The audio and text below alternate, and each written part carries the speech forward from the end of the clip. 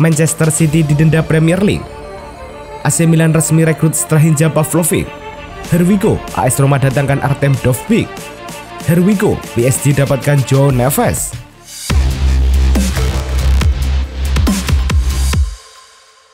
Halo Soccer Mania, kembali lagi di Blessing Soccer News. Kali ini kami sudah siapkan berita-berita terbaru seputar dunia sepak bola. Tentunya untuk kalian semua, selamat menyaksikan.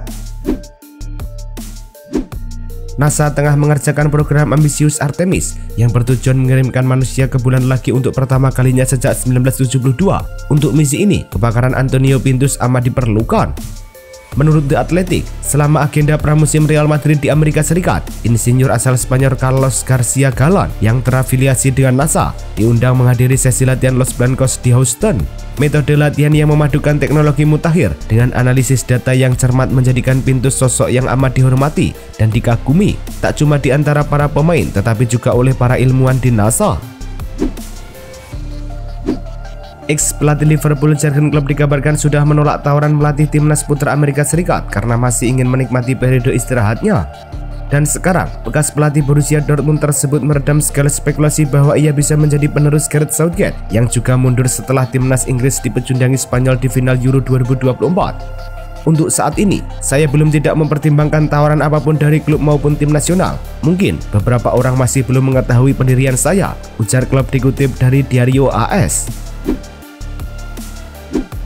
Menjelang akhir kontraknya bersama Benfica, veteran Argentina Angel Di Maria menjejaki kemungkinan kembali ke Rosario Central yang membinanya dari usia dini hingga debut senior di awal karirnya. Namun, serangkaian ancaman pembunuhan yang ditunjukkan kepada keluarganya, termasuk sebuah peluru dan suara tembakan di sebuah pom bensin, mengakhiri cita-cita itu seperti dilansir ESPN. Di Maria bercerita bahwa ia sudah berunding dengan Presiden Rosario terkait kemungkinan transfer musim panas ini, namun ia tidak akan kembali karena ancaman yang didapat keluarganya.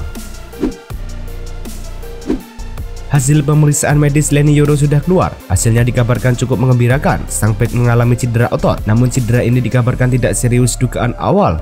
Alhasil Yoro dilaporkan tidak akan absen terlalu lama dari skuad Manchester United. Yoro kemungkinan besar baru mencatatkan debut kompetitifnya bersama MU di bulan September nanti. Ini disebabkan ia paling cepat pulih dari cedera sekitar 3 minggu. Paling lama butuh 6 minggu untuk memulihkan cedera itu. Sehingga kemungkinan besar Yoro baru comeback di skuad MU di awal September 2024 nanti. Dilansir dari Diario, para pemain muda Real Madrid ada yang masih berlibur dan ada yang sudah bergabung ke pramusim. Meski lagi liburan, Vinicius Junior, Arda Güler sampai Eduardo Camavinga tetap terlihat bugar dan berlatih di sela-sela aktivitasnya. Usut punya usut, rupanya tim kepelatihan Real Madrid menyimpan resep latihan Cristiano Ronaldo. Hal itulah yang kemungkinan dilakukan para pemain muda Los Blancos. Mereka mau menjaga stamina, fisik, dan kebugaran meski sedang fase liburan, itu supaya mereka tetap optimal ketika musim kompetisi dimulai lagi. Setelah menyetujui kesepakatan dengan Palmeiras untuknya pada bulan Desember 2022, Real Madrid akhirnya menyambut sensasi Brazil Endrick ke klub awal bulan ini. Sekarang, dengan musim baru yang sudah dekat, Real Madrid telah mendaftarkan Endrick ke La Liga sehari setelah mereka mendaftarkan pendatang baru lainnya Kylian Mbappe. Endrick yang akan menjadi pemain bernomor punggung 16 Los Blancos untuk musim 2024-2025 sekarang muncul di situs web La Liga pada halaman transfer untuk musim baru serta skuad Los Blancos.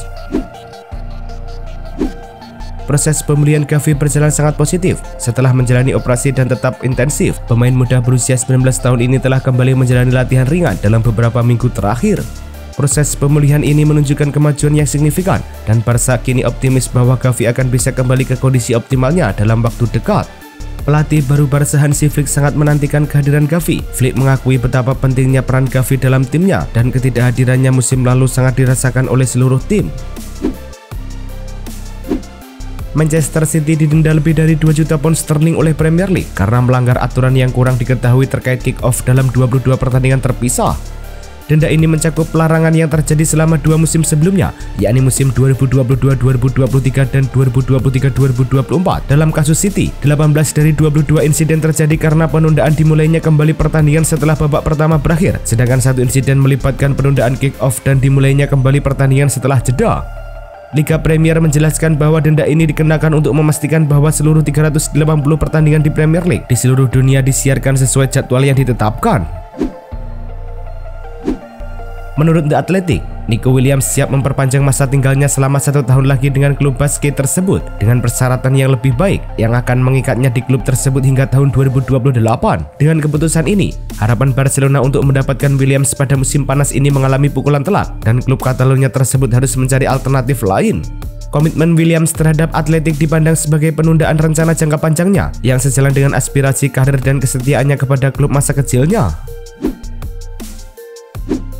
Pakar transfer kondang Fabrizio Romano mengungkap saat ini sedang berlangsung negosiasi antara kubu Arsenal dan Marseille mengenai fee kepindahan Nketiah ke klub Ligue 1 Prancis tersebut. Tawaran pertama Marseille senilai 20 juta euro mendapat penolakan dari Arsenal. Kendati demikian, hal itu tidak menyurutkan keinginan OM mendapatkan tanda tangan striker Inggris tersebut. Klub garapan Mikel Arteta itu menginginkan nominal double dari tawaran awal Marseille. Dengan kata lain, Arsenal meminta peminat berani maju dengan tawaran minimal 40 juta euro. Liverpool sekali lagi menutup pintu untuk Sepp van den Berg di musim ini. Liverpool sebetulnya hendak menjual Van den Berg di angka 20 juta pound sterling. Namun, tak ada satupun klub tertarik untuk mendatangkannya karena bandrol harganya dinilai kemahalan untuk pemain di level dia. Dengan kondisi yang sedemikian rupa, Liverpool pun bersiap untuk kembali meminjamkan Van den Berg ke Mainz. Hanya saja, Van den Berg sudah ogah-ogahan melanjutkan karir di Mainz sebagai pemain pinjaman. Menurut Bild, Liverpool akan melakukan pembicaraan dengan Mainz agar klub Jerman itu kembali mengangkut bek 22 tahun itu. Arsenal capai kesepakatan personal dengan gelandang Real Sociedad Mikel Merino. The Gunners disebut-sebut siap mengikat kontrak 4 musim sang gelandang. Pemain kelahiran Spanyol itu dalam waktu dekat berkemas angkat kaki dari La Real untuk merapat ke London Utara di bursa transfer musim panas ini. Kendati demikian, Arsenal dan Sociedad belum mencapai kesepakatan soal mahar transfer ini. Manajer Mikel Arteta bakal mengupayakan sejumlah cara untuk bisa mewujudkan perekrutan Merino. Hanya saja, Arsenal tidak ingin membayar terlalu mahal untuk transfer pemain yang kini telah menginjak usia 28 tahun itu.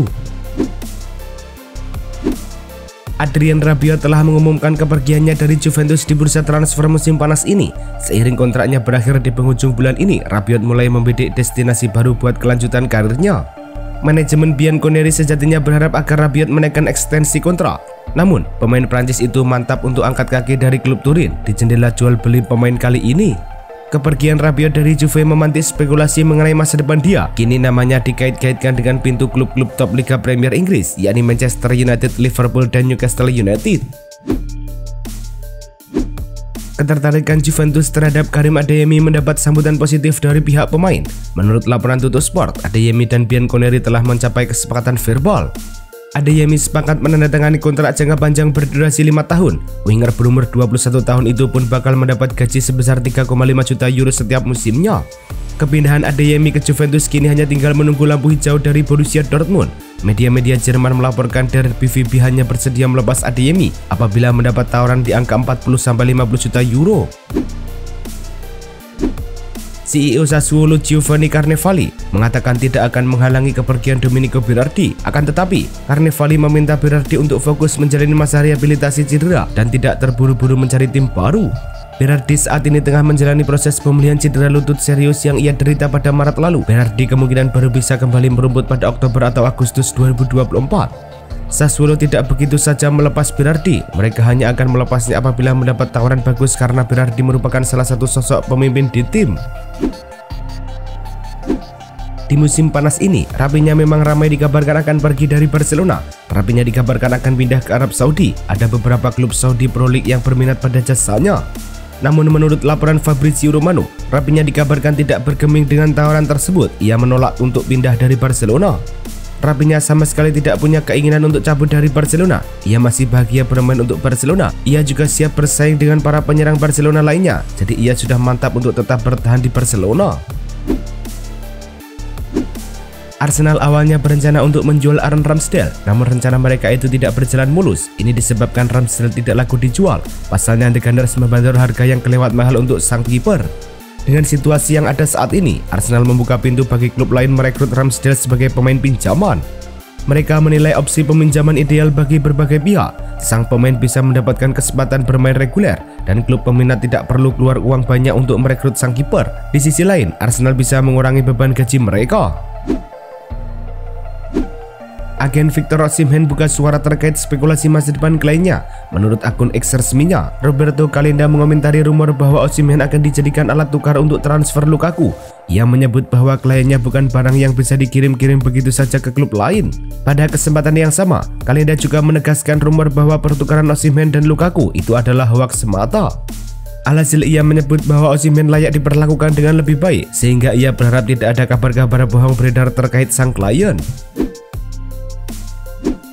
Banyak media ramai-ramai memberitakan jika Keylor Navas bakal bergabung ke AC Monza dengan status bebas transfer. Monza kemudian diberitakan sudah menjadwalkan sesi tes medis untuk penjaga gawang Costa Rica tersebut sebelum menandatangani dokumen kontraknya di Stadion Brianteo. Akan tetapi dalam laporan Gianluca Di Marzio menyebut kalau transfer gratisan Navas ke Monza harus batal di menit akhir. Kedua belah pihak disebut tidak mencapai kesepakatan terkait kontrak dan masing-masing kubu akhirnya memilih untuk membatalkan transfer ini. AC Milan kembali mengumumkan transfer pemain barunya musim ini. Rossoneri resmi mendatangkan bek Serbia Strahinja Pavlovic. Bek 23 tahun itu didatangkan dari klub Austria, Red Bull Salzburg. Di laman resminya, AC Milan menyatakan bahwa Strahinja Pavlovic dikontrak selama 4 tahun ke depan, namun ada opsi perpanjangan setahun lagi.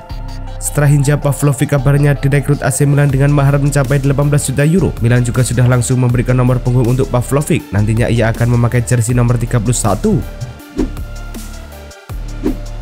Saga transfer Joao Neves akhirnya menemui kepastian. Jurnalis kandang Italia yaitu Fabrizio Romano melaporkan jika PSG sepakat menebus Neves dengan bandrol 60 juta euro atau sekitar 1,05 triliun rupiah plus tambahan bonus sebesar 10 juta euro atau sekitar 176 miliar rupiah.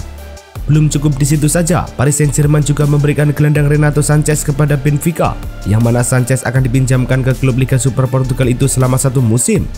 Sejak pekan lalu, Neves memang sudah mengiyakan tawaran untuk bergabung ke PSG. AS Roma sudah mencapai kesepakatan mengenai persyaratan pribadi dengan Artem Dovbyk. Agen sang pemain telah tiba di Roma untuk menyegel persyaratan pribadi dan satu-satunya kesepakatan yang tersisa adalah dengan Girona. Kini menurut Fabrizio Romano telah mengonfirmasi bahwa ada kesepakatan antara kedua klub dan kepindahan bisa ditutup besok. Perjanjiannya adalah 33 juta euro hingga 34 juta euro ditambah bonus dan Girona akan mendapatkan biaya penjualan kembali sebesar 10% dari penjualan di masa depan. Kontraknya juga akan diselesaikan besok. West Ham United mendekati penandatanganan keempat mereka musim panas ini, yakni dengan merekrut Crescencio Somerville dari Leeds United. Fabrizio Romano mengatakan Hammers dan Leeds United telah menyetujui kesepakatan senilai lebih dari 25 juta pound sterling termasuk add-on. West Ham juga berada di atas garis pemain sisi dengan Somerville menyetujui kesepakatan jangka panjang dengan London Timur. Pemain berusia 22 tahun itu juga berbicara dengan Lopetegui menjelang kepindahan tersebut dan sekarang siap untuk menandatangani kontrak untuk The Hammers. Pada sesi pramusim 2024-2025, Ivan Ginter beberapa kali dimainkan oleh tim utama FC Utrecht. Namun, merujuk pada daftar pemain di situs resmi klub, Ivan Ginter belum masuk tim utama. Saat Bolanet mengakses situs resmi FC Utrecht pada hari Rabu, nama Ivan Ginter masih tercatat sebagai bagian dari tim Young Utrecht. Nasib Ivan Ginter berbeda dengan pemain berdarah Indonesia lain. Oleh Romeni, penyerang berusia 24 tahun itu masuk daftar pemain yang ada di tim utama. Romeni tertulis akan memakai nomor punggung 77. Oleh Romeni bergabung dengan FC Utrecht pada musim 2023-2024 lalu. Sebelumnya ada kabar bahwa Sintayong tidak akan memimpin timnas Indonesia di ASEAN Cup 2024. Hal itu dikarenakan Sintayong harus fokus bersama timnas Indonesia di putaran ketiga kualifikasi Piala Dunia 2026 zona Asia. Jarak pertandingan antara putaran kualifikasi Piala Dunia 2026 zona Asia dengan ASEAN Cup 2024 sangat dekat. PSSI kini sudah pastikan Sintayong yang akan memegang timnas Indonesia di ASEAN Cup 2024. Juru taktik asal Korea Selatan itu juga sudah tahu bahwa akan mendapatkan tugas ganda di PSSI pada November nanti. Itulah tadi kumpulan berita-berita terbaru dari kami. Simak terus berita-berita terbaru lainnya dan jangan lupa like, komen, dan juga subscribe.